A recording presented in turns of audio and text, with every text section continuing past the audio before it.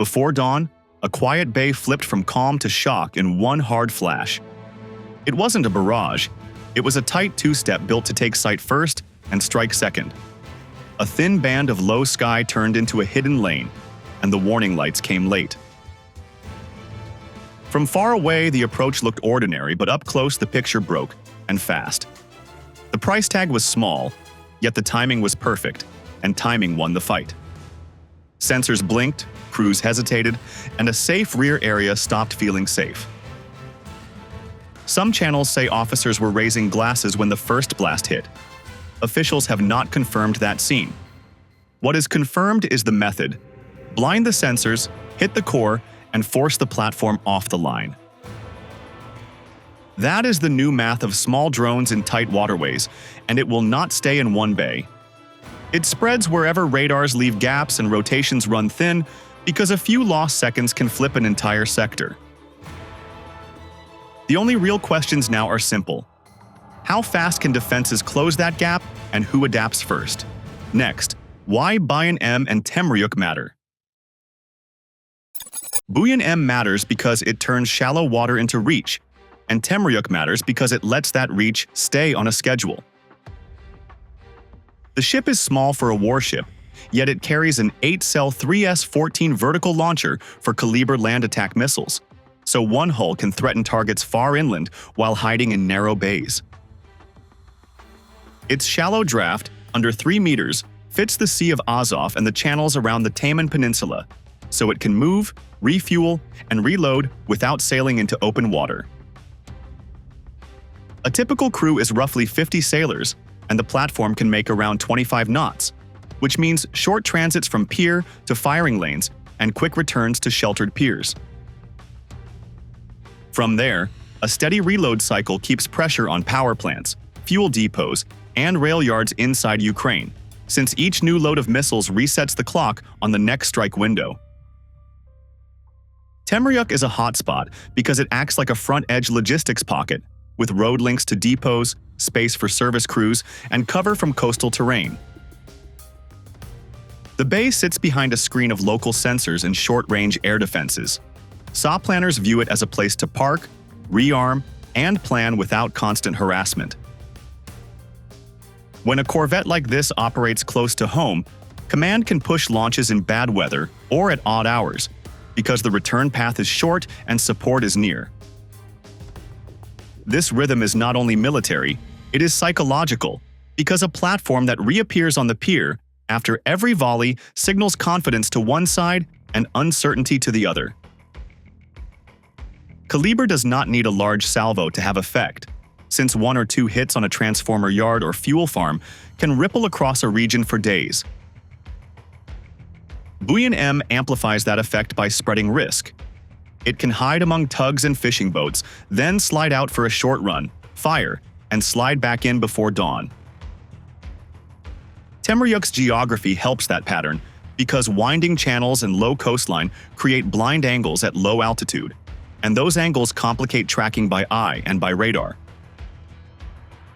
The routine also creates habits on the pier, and habits shape guard posts, patrol routes, and shift change times, which makes small gaps appear in even a tight defense.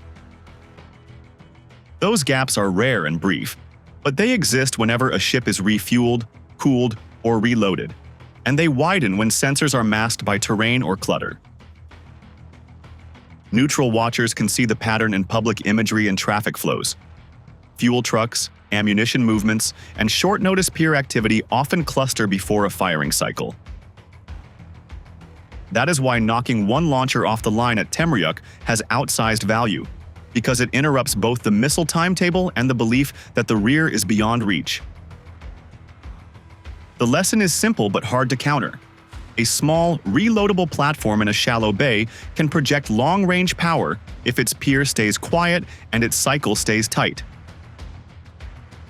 To break that cycle, the attackers had to approach in a way the radars did not expect, and time 2 hits to open and exploit a short blind window. Next, how a disguised boat and 2 synchronized drones turned those blind angles into a lane of attack. The approach relied on disguise and proximity because a simple look can beat a tall radar when the craft blends into the traffic. A fast boat wore the shape of a fishing vessel, with dull paint, civilian gear on deck, and a low wake that matched the bay. Two operators in weather jackets sat quiet at the helm, while a sealed compartment hid the payload from a casual glance. They followed local patterns, cut engine noise near shore, and kept lights low to avoid drawing focus from pier guards. By acting like part of the morning routine, the team bought time and space to set up a clean release, which is the only way a stealth launch can start well. The boat stayed low and hugged bends, since coastlines can bend radio waves and throw clutter onto screens.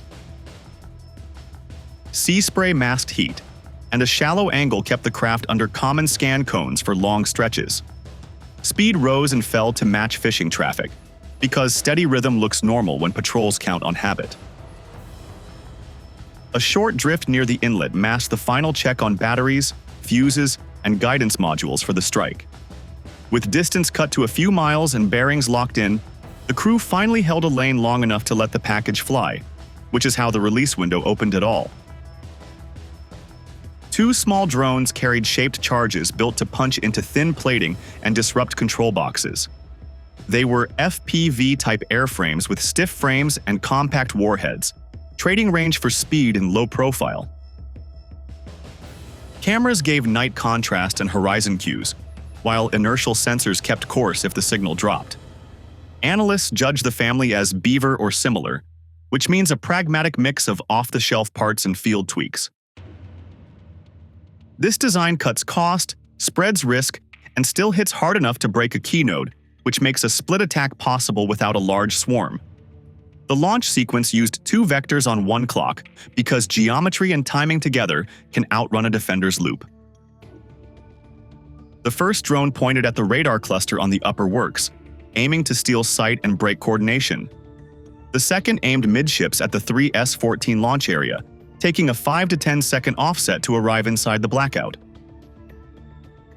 Both ran at wave-top height to stay under typical Podlet and Panzer look angles, while preset waypoints trimmed flight time. A relay or high-gain link could have helped early guidance, yet inertial fallback kept the track simple near the hull, which is why the plan depended on seconds, not minutes. The idea was to open a narrow sensor gap, then push through the near defense ring before crews could switch modes. When sight is lost even briefly, handoff fails, alert stack, and reaction drills slow by precious heartbeats.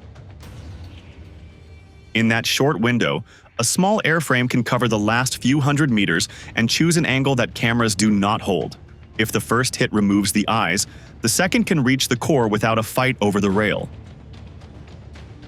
That logic points straight to the next step, which is the radar strike that turned a guarded ship into a blind one. The first strike was built to blind, because killing sight breaks every move that follows. The drone aimed for the sensor mast on the upper works, where the primary array, navigation aids, and feeds for combat screens sit in one tight cluster. A focused blast at that height can shear antennas, shock processors, and drop power rails at once, so the air picture disappears in a breath. When the picture goes dark, every other decision slows, which is exactly what the plan needed. Short-range defenses work best with early warning, yet early warning dies when the main array is gone. Gunners can still look through optics, but manual search is slower than a steady track from a live screen. Even a few seconds of hunting costs range, aspect, and lead, and that gap turns a clean intercept into guesswork. Once guessing starts, a follow-on threat finds room to move. Surprise adds friction that drills cannot fully remove, since noise and heat scramble routine. Smoke on the bridge, alarms in the combat room, and false cues from damaged sensors all compete for focus. Radio traffic stacks up as crews report the blast and ask for status, which adds seconds that no one can spare. Those seconds are small on paper, yet they tilt the fight in practice. Command and control clogs the moment the detection chain breaks, because the loop from detect to decide to engage grows longer. Consoles reboot. Fallback displays show less data, and backup radars often scan slower or look lower, which limits track quality. Handoffs fail when the master node is gone, and missiles waiting for a firing solution wait a little longer. In that longer wait, a second intruder can cross the last few hundred meters. Geometry then favors the attacker, because without height data and steady range marks, cameras wander and can miss a small object at wavetop. Clutter from spray and lights near the pier adds glare to electro-optical views, and infrared can bloom when hot fragments drift across the scene. A thin profile at low altitude stays inside the blind wedge under common scan cones so the craft holds the lane. Holding that lane for only a handful of heartbeats is enough to matter. Public video released by Ukraine's Defense Intelligence shows a bright flash on the upper works first, and an explosion near midships moments later. Independent outlets noted the sequence but said full verification was still pending, so attribution in this report stays careful. What the footage nonetheless illustrates is the logic of the two-step. Take the eyes, then reach for the core while the room is still dim.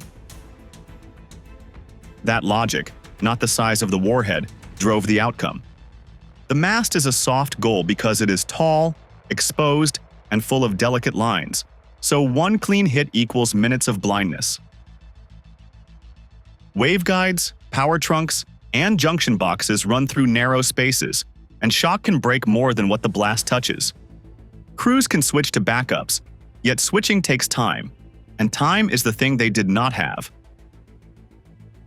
With the main node out, even a thick shield feels thin. Analysts offered several reasons for the lack of close-in fire: no solid track, a bad angle for intercept, or crews still changing modes after the blast. Any one of those is plausible when the first seconds are chaos, and two or three together make a clean shot unlikely. That is why the first hit was the real decider, because it opened the door the second hit needed. From that open door, the path led straight to the launch cells on the center deck, where a small airframe could do outsized harm. The second strike aimed to remove offense because a ship without launch power cannot shape the fight. The drone drove at the center deck where the three S-14 cells sit in two neat rows, and the arrival was timed to ride the blackout made by the first hit. Low altitude kept the airframe under common scan cones, while preset waypoints shaved seconds off the arc to the hull. A 5 to 10 second offset split the defender's attention, so the second track met less resistance and more confusion. Automatic suppression can flood the space with CO2 and close dampers, yet that only cools the scene and does not restore logic. Because suppression is not recovery, loss of the control path is the true effect that decides what the crew can or cannot do next. Once command loses a healthy path to the launcher, weapons sit in place even if the tubes look intact. Backup panels may light, but authority chains are strict, and degraded modes take longer to arm, confirm, and fire. Power rails must be checked, lines isolated, and stray heat tracked, since sympathetic damage is a bigger risk than a dramatic blast. Response drills aim to stabilize in minutes, but alarms stack, radios overlap, and status calls compete, which stretches every step. That stretch forces choices. Keep fighting blind and risk a secondary event, or clear the pier and hand the ship to repair teams, and that choice usually points off the line. Ukraine's Defense Intelligence said the corvette left duty for assessment and deeper checks, while independent outlets framed the hit as the first FPV strike on this class in the Azov Basin. First matters because it signals a method that can be repeated, and repetition makes defenses widen their stance. Wider stance means more picket craft, thicker EO/IR watch, extra radar nodes at low height, and steel screens over sensitive topside gear. Each layer adds weight to the watch bill, and each guard post diverts fuel, people, and focus from other tasks. As these layers grow, commanders protect the pier, but the calendar for operations begins to slip, which brings us to tempo. Taking one shooter off the roster does not end a campaign, Yet it cuts firing windows and bends logistics toward the rear. Tenders must move farther, fuel runs get longer, and relief ships take routes that avoid known approach lanes. Crews learn new checklists and harden launch cells with covers and nets, and those steps take hours that used to be quiet. Small measures add up. A day lost to inspections, a week to swap modules, a month to rebuild confidence at the same pier. That is how a cheap hit turns into fewer missiles on the clock, which leads straight to the wider picture of strategy and the signs to watch on shore. Cost asymmetry is the core message, because a low-priced drone can sideline a multi-million-dollar platform if it hits at the right second and in the right lane.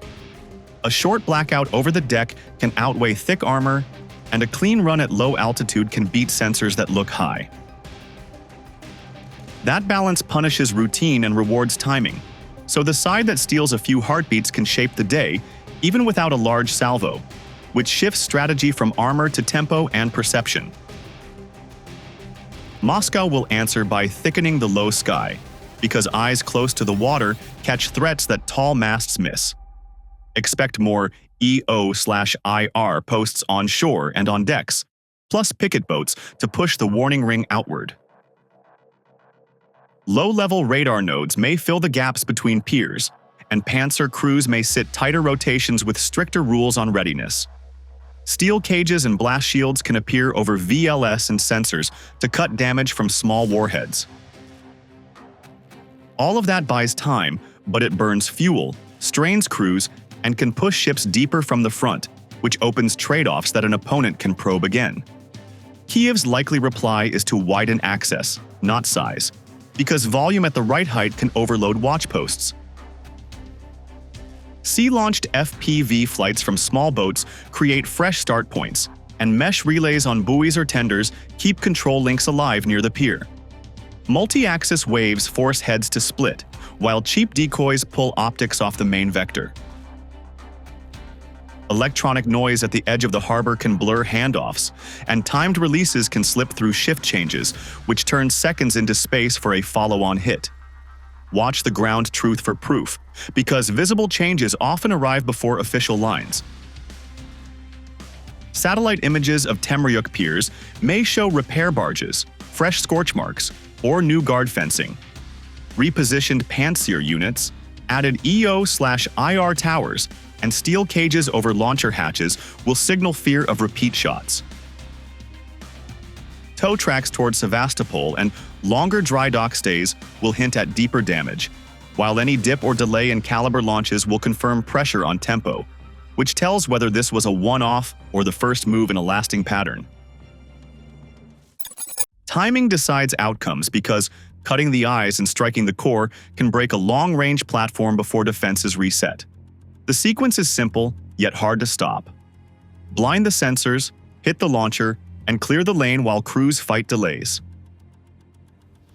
Azov now runs on tighter margins, since a few lost seconds can flip a sector, and a short blackout can outweigh heavy armor.